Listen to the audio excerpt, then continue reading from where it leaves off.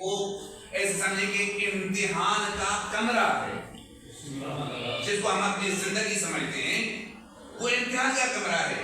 یہ جیسے میں کہوں کہ ایسے سمجھے کہ ہمارا امتحان ہو رہا ہوتا ہے، جس طرح وقت گزرتا چلا جاتا ہے تو پھر کیا کہتے ہیں کہ جو امتحان دینے والے بچے اسٹوڈنٹ ہوتے ہیں وہ کیا کرتے ہیں کہ کاش کہ کچھ لمحے اور مل جاتے تاکہ ہم اچھے طریقے سے امتحان کاپی کو فل کر دیتے، صحیح طریقے سے ہم امتحان دے دیتے۔ تو یہ جو ابھی ہماری زندگی چل رہی ہے یہ زندگی نہیں ہے، یہ امتحان کی گھڑیاں ہیں جو ہم نے اچھے طریقے سے گزاری۔ اگر ہم نے یہاں پر زندگی اچھے سے گزاری اس کا نتیجہ کیا ملے گا؟ جس کے بعد اللہ نے کہا الذی خلق الموت والحیات، جب تمہیں اگر ابدی زندگی چاہیے تو اس دنیا کو ابدی زندگی نہ کریں۔ آپ کی زندگی اگرچہ 80 سال ہو جائے، 90 سال ہو جائے، 110 سال ہو جائے، لیکن جو زندگی گننے میں آ جائے ایک دن ختم ہونے والی ہے۔ جو زندگی گننے میں آ جائے، جو کی تعداد گننے میں آ جائے، ایک دن ختم ضرور ہوگی۔ جب ختم ہوگی تو اس دنیا کے لیے آپ نے کچھ کرنا نہیں ہے۔ پھر کرنا کیا ہے؟ کرنا اس دنیا کے لیے ہے جس کے لیے ہمیں، جہاں پر ہمیں ہمیشہ کے لیے رہنا ہے، جہاں پر ہمیں ہمیشہ کے لیے رہنا ہے اس کے لیے کچھ کرنا ہے۔ تو ہمیں کرنا کیا ہے؟ یہ دنیا ہے کہ اگر یہ دنیا کسی کے ساتھ وفا کرتی، یہی دنیا جس میں ہم ابھی زندگی بسر کر رہے ہیں، اگر یہ کسی کے ساتھ وفا کرتی تو سب سے پہلے تو ان ہستیوں کے ساتھ وفا کرتی جن کی محبت میں اللہ نے اس دنیا کو بنایا۔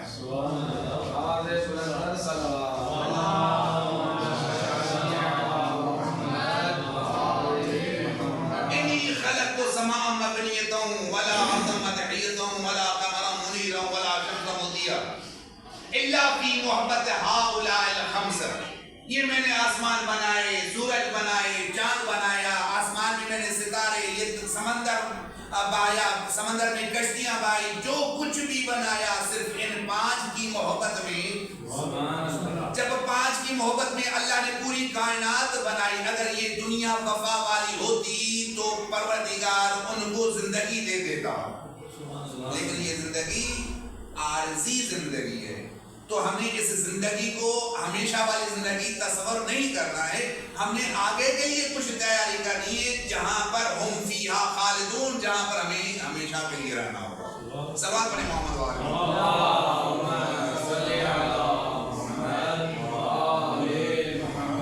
آگے کے لیے کچھ کرنا ہے، کچھ آگے کے لیے بھیجنا ہے، اور آگے کے لیے نامہ اعمال بھیجنا کوئی مشکل نہیں ہے۔ یقین مانے ہم جس کو مشکل سمجھ رہے ہیں مشکل نہیں ہے۔ آج کے وقت میں ہر ایک کے پاس ٹائم ہے، جس کو ہم زندگی سمجھ رہے ہیں یہ زندگی کچھ بھی نہیں ہے۔ حضرت ابراہیم علیہ السلام کی کتنی جو نبی تھے، جب ملک الموت ان کے نزدیک آیا تو ملک الموت کو دیکھ کے کہتا ہے یہ کیسا خدا ہے؟ کیا کوئی دوست اپنے دوست کو موت دیتا ہے کیا؟ کیا کوئی دوست اپنے دوست کو، خلیل اللہ تھا نا، خلیل کی معنی دوست، اللہ کا دوست، کیا دوست اپنے دوست کو موت دیتا ہے کیا؟ تو جب اللہ سے سوال کیا ملک الموت نے تو ملک الموت کو اللہ نے کہا ملک الموت بول میرے دوست کو، کیا دوست بھی دوست کی طرف آنے سے کوئی ہچکچاتا ہے کیا؟ جس کو ہم موت سمجھ رہے ہیں دراصل وہ اللہ سے ملاقات ہے، اور موت سے فرار ہو ہی نہیں سکتا۔ تبھی تو جو اگر 100 سال زندگی گزارو، 100 سال، 500 سال، 800 سال، 10,000 سال، میں تو یوں کہوں کہ اللہ ہم سب کو ہر ایک کو 1 کروڑ سال کی زندگی عطا کرے، لیکن 1 کروڑ بھی ختم ہونے والی لمٹ ہے۔ چاہے 1 کروڑ سال کی زندگی اللہ مہیا کرے، لیکن یہ 1 کروڑ سال بھی کبھی تو ختم ہوں گے، کیونکہ یہ گنے جا سکتے ہیں، لیکن ہم نے اس زندگی کے لیے کرنا ہے جو کبھی ختم ہونے والی ہے ہی نہیں۔ اس کے لیے تبھی تو نبی سے پوچھا گیا، جب پوچھا گیا کہ یہ بتائیں کہ آپ جو ہے نا اتنے سال زندہ رہے، آپ کر کے کیا ہے؟ حتیٰ کہ قبر میں جب سوال ہوں گے تو ہم کیا جواب دیں گے؟ قرآن بھی کہتا ہے اس بارے میں لبثنا یوم او بعد یوم، میں 90 سال کا تھا، 100 سال زندگی میں نے گزاری نہیں ہے، تو بندہ خدا کتنی گزاری ہے؟ لبثنا یوم او بعد یوم، میں یا تو اس دنیا میں ایک دن رہا ہوں یا ایک دن سے بھی کم رہا ہوں۔ یہ زندگی ہے ہماری، جس کو ہم ابدی زندگی کی، یعنی جس میں ہم حرام حلال کی معرفت نہیں بلکہ حرام بھی لے کے آتے ہیں تاکہ یہ زندگی ہماری اچھی سے گزرے، باقی آخرت کی کوئی پرواہ نہیں ہے۔ ہمیں اگلی زندگی کو اچھا بنانا ہے، اور وہ اگلی زندگی آرام سے آہستہ آہستہ بن سکتی ہے۔ ایسے نہیں ہے کہ جو ہے نا ہم یہاں پر عمل کریں گے آخرت میں اس کا۔ ابھی میں قبلہ کو یہی بتا رہا تھا کہ ایک بندہ جو ہے نا ہوٹل پہ گدے کا گوشت چلا رہا تھا، پولیس آئی، اس پہ پکڑ کیا پولیس نے اس کو کہ بھائی تجھے پتہ نہیں ہے گدا تو کھانا حرام ہے، تم حرام گوشت چلا رہے ہو، یہ گدا کھانا حرام ہے۔ تو اس ہوٹل والے نے کہا تجھے صرف گدا کھانا حرام نظر آ رہا ہے، کیا رشوت لینا حرام نہیں ہے؟ یہ جو یہ سارا دن موٹر سائیکل پہ جو اپنے بچوں کے لیے مزدوری کر کے ایک دہاڑی 500 کی دہاڑی کما گیا تھا، اس پہ چالان لگا، تو یہ حرام نہیں ہے؟ حرام ہے تجھے یہی نظر آ رہا ہے جو میں کر رہا ہوں، ہر چیز جو تم لوگ کر رہے ہو یہ بھی تو حرام ہے، مگر اس نیت سے سوچو تو ہم جو بھی عمل کر رہے ہیں یہ کیا ہے؟ ہم خود کو اللہ سے اتنا دور کر چکے ہیں کہ اللہ کا کلام ہمیں سمجھ ہی نہیں آتا۔ یقین مانیں، میں گیا تھا ادھر گجرانوالہ میں، کچھ سال پہلے کی بات ہے، میں گجرانوالہ گیا۔ یقین مانیں جب میں ایک دیہات میں تھا، وہاں پر میرے اسٹوڈنٹ پڑھتے ہیں، آن لائن کلاس میں ان کے پاس گیا تھا، تو یقین مانیں میں نے اس گاؤں میں دیکھا ایک چیز بہت اچھے سے دیکھی۔ وہ کیا تھی کہ میں نے دیکھا نماز فجر کے جیسے آذان ہوتے ہیں نا، میں نے دیکھا کہ کوئی بھی چاہے بڑا بندہ ہو، مرد ہو، چاہے عورتیں ہو، چاہے چھوٹا بچہ ہو، گھر میں کوئی نظر یعنی سویا ہوا نظر نہیں آئے گا۔ اور ہمارے سندھ کا کیا حال ہے؟ اگر دیہاتوں میں جاؤ گے تو وہ تھوڑی سی الگ بات ہے، لیکن سندھ میں اکثر شہروں میں تقریباً 10 بجے اٹھیں گے، صبح کو نماز فجر نہیں پڑھی، نماز ظہر میں کہیں ڈیوٹی پہ گئے نہیں پڑھ سکے، عصر میں نہیں پڑھ سکے، مغرب پہ تھکے ہوئے آئے تھے نہیں پڑھے، عشاء سو گئے یا دوستوں کی محفل میں چلے گئے، تو پھر وہ بندگی کہاں چلے گی؟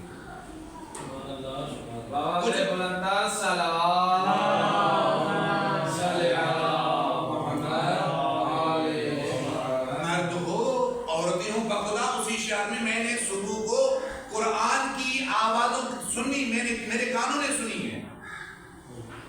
اب جن کے گھروں سے قرآن کی آواز آئے، کیا ان گھروں پر مصیبت نازل ہوگی؟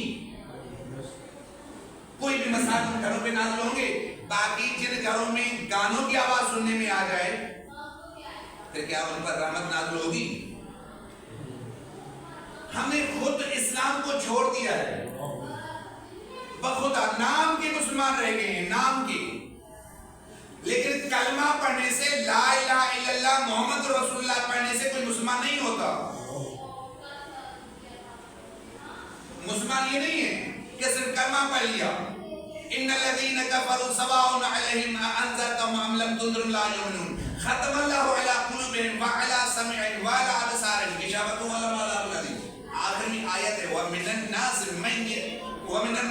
مَن يَقُولُ آمَنَّا بِاللَّهِ وَبِالْيَوْمِ الْآخِرِ۔ او میرے حبیب، یہ جو لوگ تمہاری کچہری میں آتے ہیں، تمہاری گفتگو کرتے ہیں، تمہارے پیچھے نماز پڑھتے ہیں، لا الہ الا اللہ بھی پڑھتے ہیں، محمد رسول اللہ بھی پڑھتے ہیں، تیرے ساتھ حج بھی کرتے ہیں، تیرے پیچھے نماز بھی پڑھتے ہیں، روزہ بھی رکھتے ہیں، جہاد بھی تیرے ساتھ کرتے ہیں، اس کے بعد تیری کچہری میں آ کر کہتے ہیں آمنا باللہ، ہم اللہ پر ایمان آئے، وبالیوم الآخر، ہم یوم آخرت پر بھی ایمان لائے، وما ہم بمؤمنین، یہ ایمان والے نہیں ہیں۔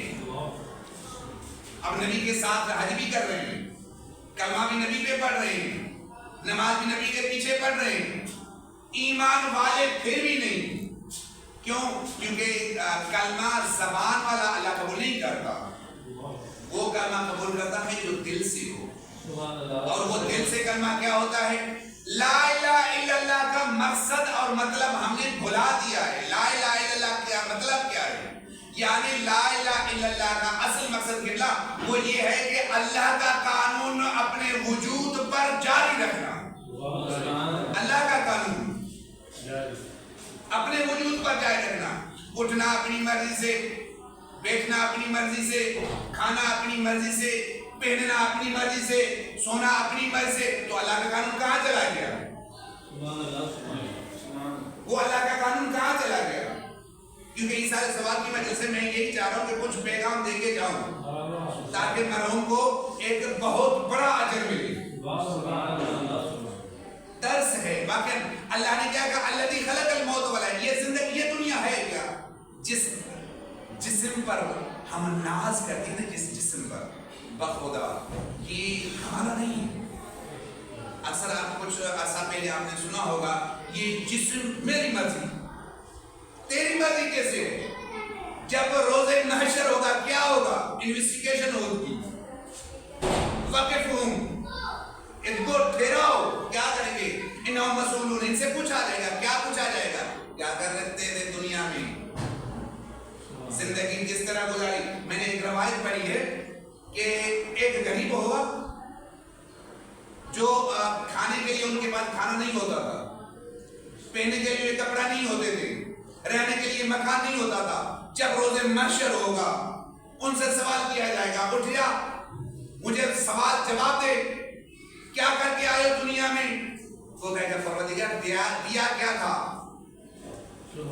لوگوں کا جھوٹا ہوا کھاتا تھا، پیٹ بھرتا تھا، لوگوں کے پہنے ہوئے کپڑے پہنتا تھا، مجھے مکان دیا نہیں تھا. تو سوال کس چیز کے؟ پروردگار کا حکم ہوگا میں نے جو کچھ نہیں دیا ہے وہ نہیں پوچھ رہا. میں نے جو نعمتیں تمہیں عطا کی، میں نے آنکھیں دی ہیں، بتا میرے بندوں کی طرف دیکھا کیسے تھا، زبان دی تھی، میرے بندوں کے ساتھ بات کس لہجے میں کرتا تھا، اپنی ماں کے ساتھ کس لہجے میں بات کرتا تھا، اپنے باپ کے ساتھ کس لہجے میں بات کرتا تھا، ہاتھ جو میں نے دیے کہاں پھیلاتا تھا. کبھی ہم نے دیکھا ہے یہ جس کو جسم ہمیں کہا ہے کہ جسم میری مرضی، جس جسم پر ہم ناز کرتے ہیں، ناز کہ ہم اور اس کو خوبصورت بنانے کے لیے ہر ممکن کوشش کرتے ہیں، اور ممکن تاکہ ہمارا جسم خوبصورت نظر آئے.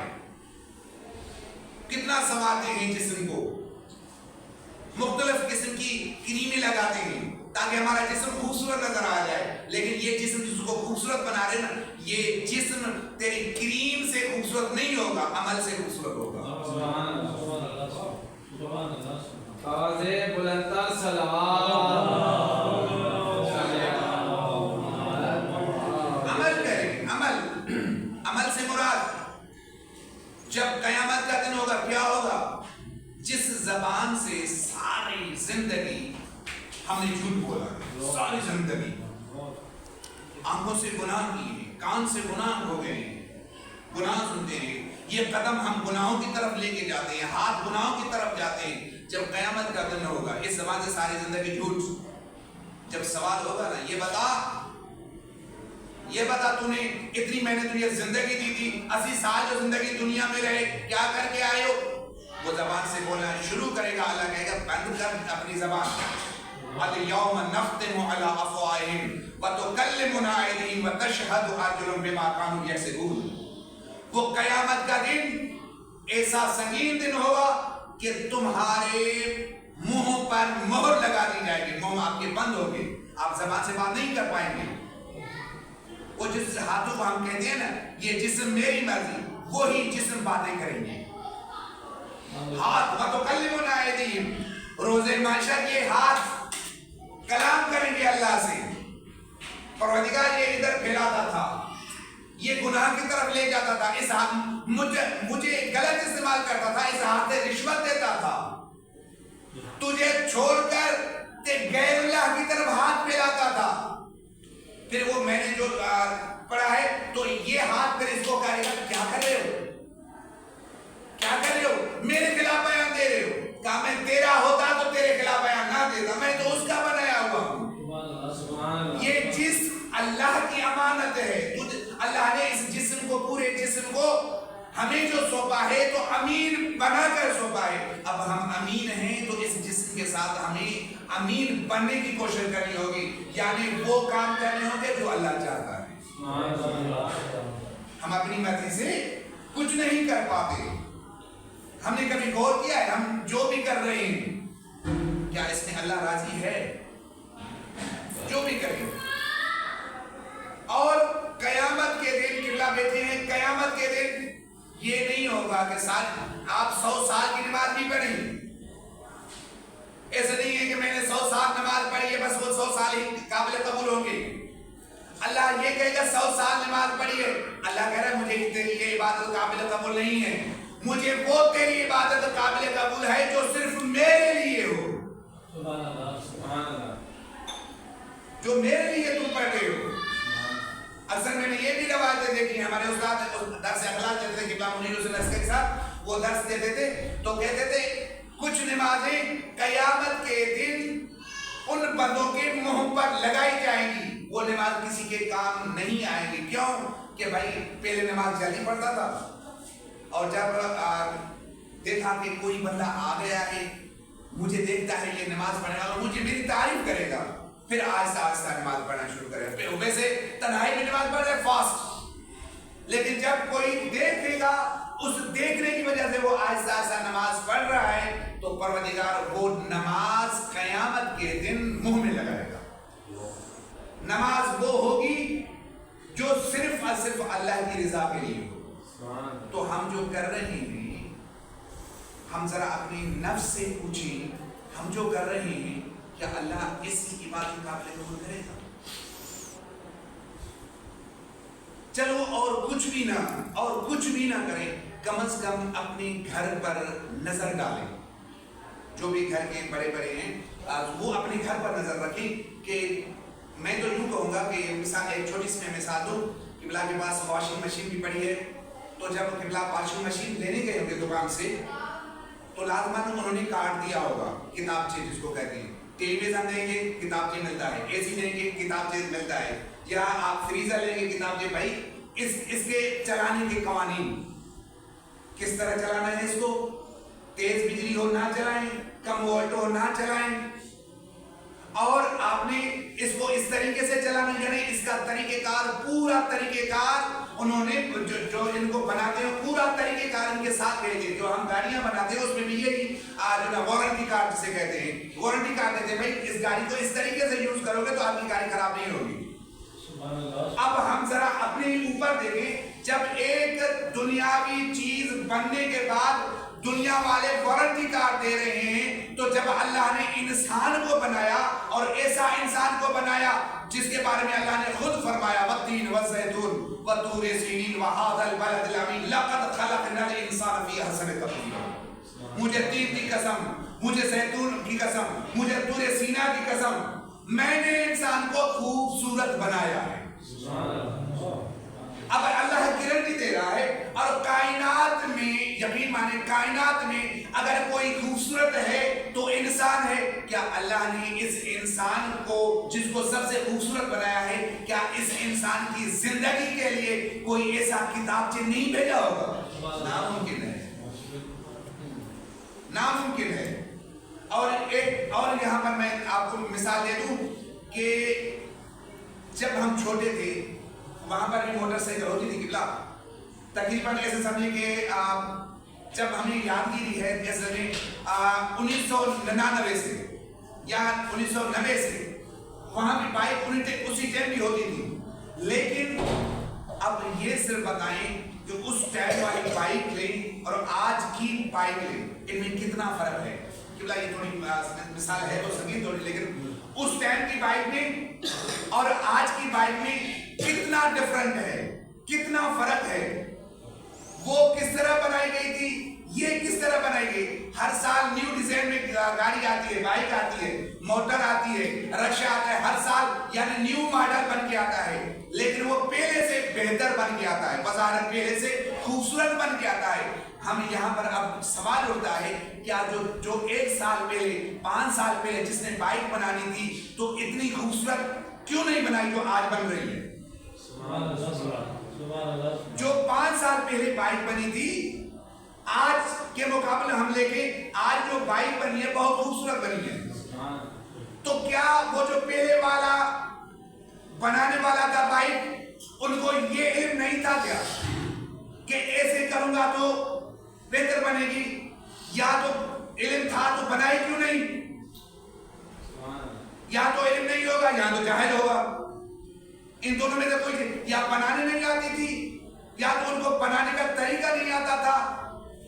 और जब दुनिया तरक्की करती गई, आज के दौर में बाइक भी बेहतरीन बन गई, लेकिन आदम से लेकर आज तक जिसको अल्लाह ने कहा लक़द ख़लक़नल इंसान फी अहसनि तक़वीम, मैंने इंसान को खूबसूरत बनाया है, अल्लाह ने कभी कहा कि नहीं मैंने जो आदम को आंखें यहाँ पर दी थी, आज थोड़ा सा चेंज करके आंखें यहाँ पर दे दूं। अल्लाह ने कहा मैं हूँ वहुवा अला कुल्लि शैइन क़दीर, हर चीज पर कुदरत रखता हूँ। मैंने जो इंसान बनाया है बहुत खूबसूरत बना के पेश किया है, अब इसमें कोई चेंजिंग नहीं आने वाली, अब इसमें कोई चेंजिंग नहीं आएगी। अब जब चेंजिंग नहीं आएगी, जब अल्लाह ने इंसान को बनाया इतना खूबसूरत, अब इंसान का फर्ज बनता है कि उसकी इताअत करे, अपने वजूद को उसकी इताअत पर चलाए, ना कि उनकी उलट जाए। कुरान जिस चीज का हुक्म दे रहा है, किताब से तो मैंने कहा ना, हर चीज के लिए अल्लाह जो ना दुनिया में जो चीज बन रही है उनके लिए किताब से आता है। जब अल्लाह ने इंसान को बनाया तो किताब से दिया है। हजरत आदम को भी सहीफा मिला, हजरत मोहम्मद मुस्तफा को कुरान जैसी किताब मिली, ताकि इंसान बेहतरीन से बेहतरीन जिंदगी बसर कर सके।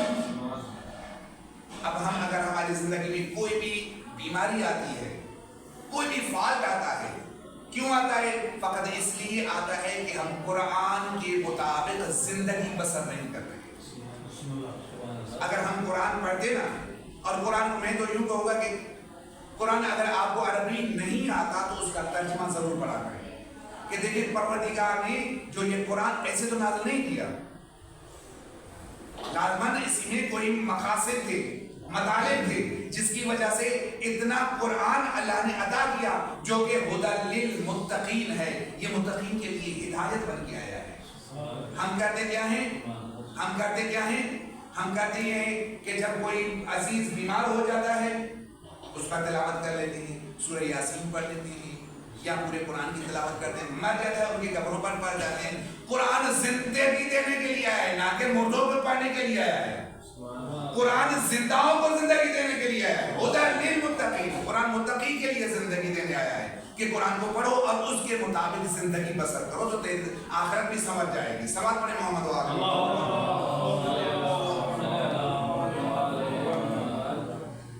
तो करना क्या है? बस आखिरी मिसाल, करना क्या है? हमें आखिरत के लिए यहाँ से जो ये कमरा है, इम्तिहान है ना, जिस दुनिया को हम खूबसूरत समझ रहे हैं और मौत से घबरा रहे हैं कि मरना तो है, सबको पता है। एक बात मैं यहाँ पर भी ये भी कहूँ कि जो क्रिश्चियन है ना, क्रिश्चियन जो खुदा की वजूद के भी इनकारी हैं, खुदा को भी नहीं मानते, उनको भी पता है कि मौत आनी है। जो तौहीद के खुदा के वजूद के इनकारी, उनको भी पता है। जो खुदा के तौहीद के इनकारी, उनको भी पता है। और जो अल्लाह की अदालत के कायल नहीं है, उनको भी पता है। जो नबियों की नबूवत के कायल नहीं है, उनको भी पता है। और इमामों की इमामत के कायल नहीं है, उनको भी पता है। क़यामत का इनकारी है, उनको भी पता है कि हम किसी को भी नहीं मानते, लेकिन वो फिर भी मौत को मानते हैं। मौत बरहक है, मौत बरहक है। जब बरहक है या मौत से फरार कोई नहीं हो सकता, तो कम से कम जब मौत आनी है, हमारे आइमा मासूमी ने जो रास्ता बताया है कि आगे के लिए कुछ करें। हम इस दुनिया में क्या कर रहे हैं?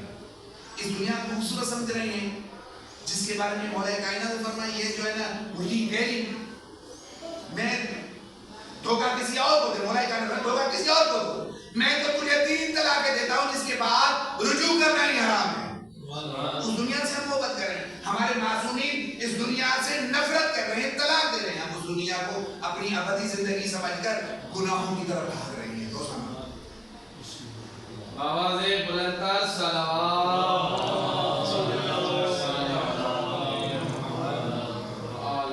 میں اس دنیا کو آپ اولیت نہ دیں، اس دنیا میں وہ کام کریں جو ابدی زندگی کے لیے آسانی بنے. ابدی زندگی ہے کرنا. اب آخری آسانی کیسی ہوگی؟ ایک شخص آیا رسول خدا کی خدمت میں، صحابی تھا حضرت ربیہ. وہ آ کے کہتا یا رسول اللہ، اچھا رسول خدا کہتے ہیں تم نے میری خدمت کی ہے، ساری زندگی خدمت کی ہے، اب کچھ مانگ تو میں دوں، کچھ مانگ تو میں تجھے عطا کروں. رحمت للعالمین نبی بول رہا ہے، کچھ مانگ تو عطا کروں.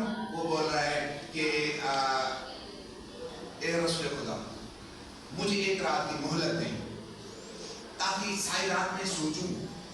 اب وہ ساری رات سوچ رہا ہے. کیا سوچ رہا ہے؟ اب وہ گھر میں جا کے بیٹھ گیا، نبی سے کیا مانگوں گا؟ بکریوں کا ریوڑ دیں. پھر سوچ رہا ہے یہ تو دنیا میں ختم ہو جائے گا، اونٹوں کا ریوڑ یہ بھی ختم ہو جائے گا. کہوں گا ایک بار دیکھ بھائی یہ دنیا کا ہے، دنیا کی کھیت ہے، میں کیوں نہ کچھ آگے کے لیے کچھ مانگوں.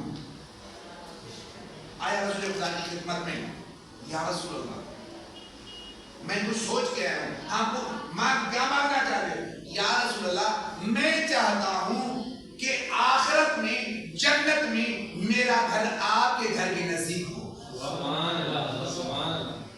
میرا گھر آپ کے گھر کے نزدیک ہو. کیا مل سکتا ہے؟ رسول خدا نے کہا ہاں مل سکتا ہے.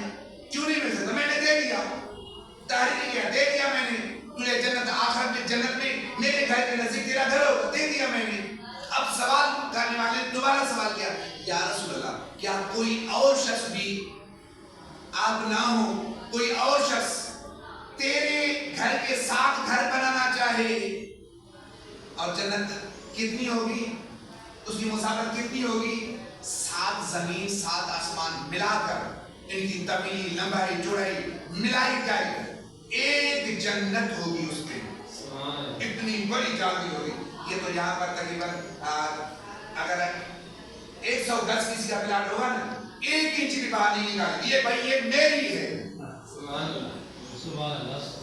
یہ میری ہے، اس پر قبضہ نہیں کرنا ہے.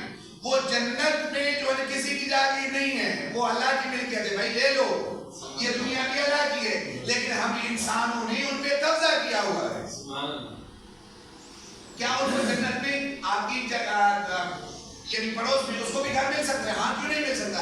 تو کوئی طریقہ بتائیں تاکہ اگر کوئی آپ کے بعد بھی آپ کے یعنی پڑوسی بن سکے، اس کے لیے کوئی طریقہ کار بتائیں. رسول خدا فرماتے ہیں بکثرت السجود، وہ سجدوں کو طویل کرے، زیادہ سجدے کرے.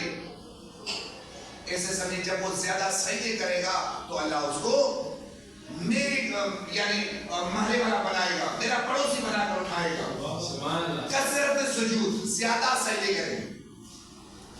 تو لازماً اگر ہم چاہتے ہیں کہ وہ نہیں چاہتا کہ ہمارا آخرت میں کوئی مقام ہو تو معصومین کے سائے میں ہو،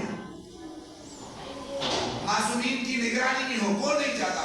تو اس کا رسول خدا نے حل بتا دیا. اگر چاہتے ہو کہ تمہارا گھر میرے پڑوس میں ہو تو آپ سجدہ زیادہ کیا کریں. اگر وقت اور وقت نہیں ملتا نا، اور وقت نہیں ملتا تو کم از کم میری طرح ویسے تو اکثر لوگ ماشاءاللہ بہترین سب کو ٹائم مل جاتا ہے، 1 گھنٹہ سب کو مل جاتا ہے، لیکن اگر میری طرح ناکارہ بندہ ہو کم از کم سنڈے کو تو چھٹی ہوتی ہے، سنڈے کی رات کیا کرے؟ تقریباً آدھی رات کے بعد 2 گھنٹے اللہ کے لیے نکالیں. 2 گھنٹے، زیادہ نہیں، 2 گھنٹے ہر سنڈے پر 2 گھنٹے اللہ کے لیے نکال کر سجدے میں جائیں. سجدے میں جا کر کہیں فقیر بباب پروردگار، یہ فقیر تیرے دروازے پہ آیا، سائل بباب پروردگار، یہ سوالی تیرے دروازے پہ آیا، تیرا عبد تیرے دروازے پہ آیا ہے. تیرے دروازے کے علاوہ کون سا دروازہ ہے جس دروازے پہ جائیں اور اس سے مانگیں؟ الہی انت الذی تعفو عن المعاصی بعد ان نظر. پروردگار تیری ذات ہی تو ہے. اگر کوئی بندہ گناہوں کی دلدل میں پھنس چکا ہو، گناہوں کی دلدل میں پھنس چکا ہو، تیری ذات تو ہے اس کو معاف کرنے والا. نعرہ حیدری، دین کو سمجھیں، ایمان دین کو سمجھیں. راستہ دیں گے، ہمیں معصومین کا راستہ کون سا ہے اور اس پر چلنے کی کوشش کریں گے. یقین مانیں دنیا میں بھی ہماری کامیابی ہے، آخرت میں بھی یہی کامیابی ہے. جب ہم چودھا کے راستے پر چلیں گے تب ہمیں راہ نجات مل سکتی ہے. اگر ہم دنیا میں چودھا کے راستے پر نہیں چلیں گے تو ہمیں کبھی بھی یہ شفاعت بھی نہیں کریں گے، یقین ہماری شفاعت نہیں کریں گے، کیونکہ ہم نے ان کا راستہ ہی چھوڑا ہوا ہے. میں نے مسجد قانون میں ایک مثال دی تھی، بس وہ مثال بیان کر کے میں مسائل کی طرف آ رہا ہوں کہ میں نے وہاں مثال دی تھی. میں نے کہا قبلہ کو کہوں قبلہ آپ کے پاس کوئی پلاٹ موجود ہے؟ کہیں گے ہاں میرے پاس ہے. میں نے کہا آپ ایسے کریں، مہربانی کریں مجھے صرف 100 گز پلاٹ چاہیے. قبلہ غور سے سنیے گا، 100 گز، زیادہ نہیں، صرف 100 گز پلاٹ چاہیے مجھے اپنا مکان بنانا ہے. تو کہیں گے قبلہ ویسے تو آپ مولانا ہیں لیکن کچھ پیسے لگیں گے. قبلہ ہے نا بھائی یہ مکان کس کا ہے؟ اس کو کہوں گے بھائی یہ مکان مجھے دے دے. کہے قبلہ ویسے آپ کی عزت ہے لیکن ہم نے اتنا پیسہ خرچ کیا، پیسے لگیں گے. جب 100 گز کا پلاٹ آپ بغیر پیسے کے دینا نہیں چاہتے ہو، جنت حسنین کی اتنی سستی ہے، عمل نہیں کرو گے تمہیں جنت میں جانا پڑے گا. حسنین کی جاگہ اتنی سستی ہو گئی ہے. ہم 100 گز کا پلاٹ، 50 گز کا پلاٹ کسی مولانا کو دینا کا وعدہ نہیں کرتے، مفت میں نہیں دیں گے. ہاں بنا کے دے رہے ہیں، آپ بیٹھ جاؤ، جب تک آپ زندہ ہو بیٹھ جاؤ، تاکہ جب مر جاؤ گے آپ کے فیملی کو بھی نکالیں گے یہاں سے. ہماری ملکیت ہے. تو جنت کس کی ملکیت ہے؟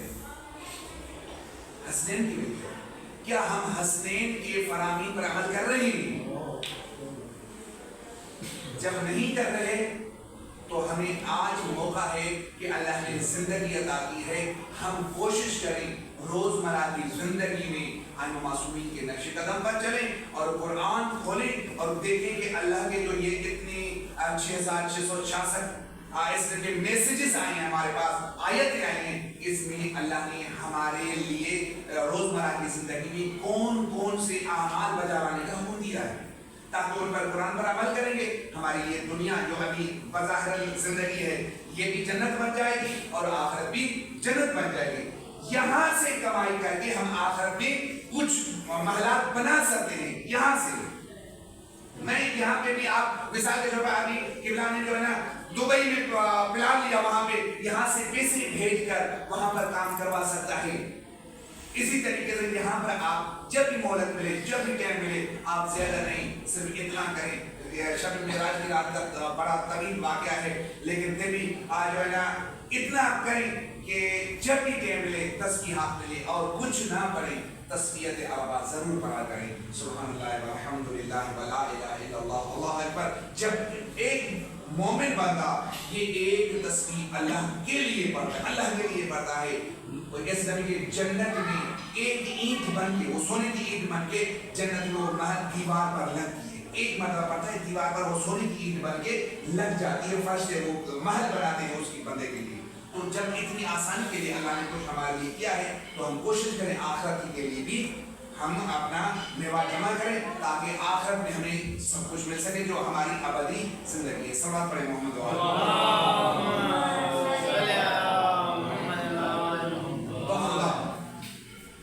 خدا.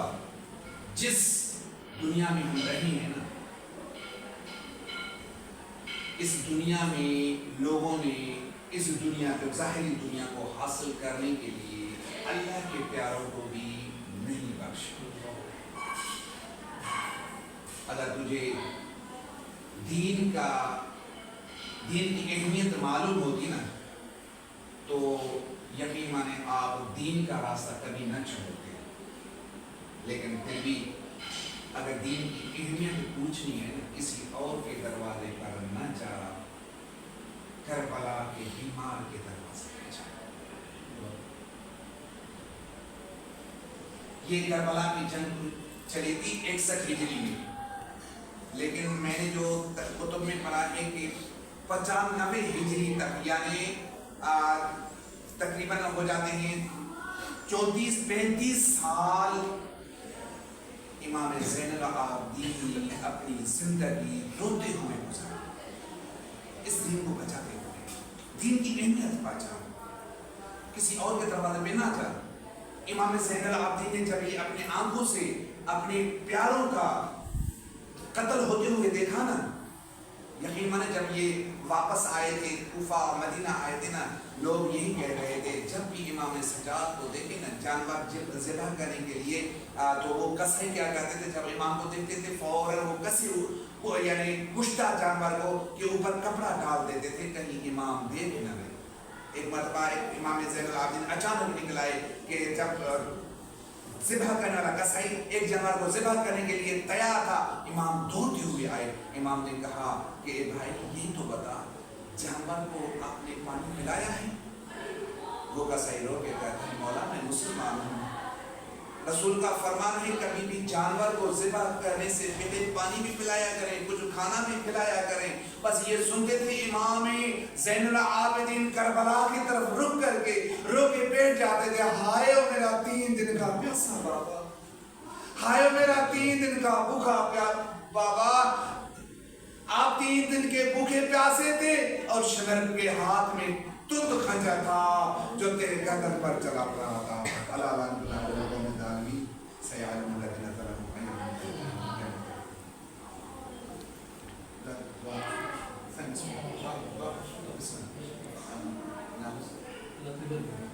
اللهم صل على محمد وعلى محمد، اللهم صل على محمد يا الله يا رحمن يا رحيم يا مالك يا رحيم قلوبنا على دينك يا حميد بحق محمد يا أعلى بحق علي يا فاضل بحق فاطمة يا محسن بحق الحسن يا قديم الإحسان بحق رسول الله بحق نساء المعصومين من ذرية الحسين اللهم بث ثوابها إلى روح الذي بينهم اللهم بث ثوابها إلى قبر الذي بينهم اللهم اجعله عندك في أعلى عليين وخلف على أهله في الغابرين ورحمه برحمتك يا أرحم الراحمين كريم الله بحق محمد وآل محمد صلی اللہ علیہ وسلم ختم جو سواب مجھے اللہ نے مجھے سے نجات سواب مجھے اللہ سبحانہ کی حدیث اللہ مجھے کریم اللہ وطن جے کو بھی آج مجھے جو نہیں کیا تھا مجھے کریم اللہ لطیف علی کے روح کے عطا فرما مجھے کریم اللہ بحق محمد وآل محمد صلی کے مرحوم جا گناہ نے سکیا کبیرہ معاف فرما مجھے کریم اللہ بحق محمد وآل محمد صلی کے مرحوم کے جلہنی کا چہر نصیب فرما مجھے پروردگار بحق محمد وآل محمد صلی کے مرحوم جی قبر نعمت رحمت اللہ فرما مرحوم جی قبر نعمت برکت نازل فرما مجھے کریم اللہ بحق محمد وآل محمد صلی کے مرحوم کی روحانی کے صدر جمیل عطا فرما مجھے کریم اللہ بحق محمد وآل محمد صلی کے مجھے پروردگار بحق محمد وآل محمد صلی کے مجھے اللہ حسن دعا پانی بارگاہ میں قبول فرما مجھے کریم اللہ بحق محمد وآل محمد صلی کے دیکھے مومن اٹھانے نجا بھی اگر کوئی مرحومین مجھے کریم اللہ نجا کی درجات بلند فرما مجھے کریم اللہ بحق محمد وآل محمد صلی کے سجا گناہ نے سگیرہ کبیرہ معاف فرما سانی والدے جا گناہ نے سگیرہ کبیرہ معاف فرما مجھے کریم اللہ بحق محمد وآل محمد صلی کے اساں کے چنن جی کا چہر نصیب فرما امام زمانہ جی زیارت نصیب فرما مجھے کریم اللہ بحق محمد وآل محمد صلی کے اساں بارے میں جلدی ظہور فرما حسن و اعوان انصار میں شمار فرما ان اللہ و ملائکتہ یصلون علی النبی یا ایھا الذین آمنوا صلوا علیہ وسلموا تسلیما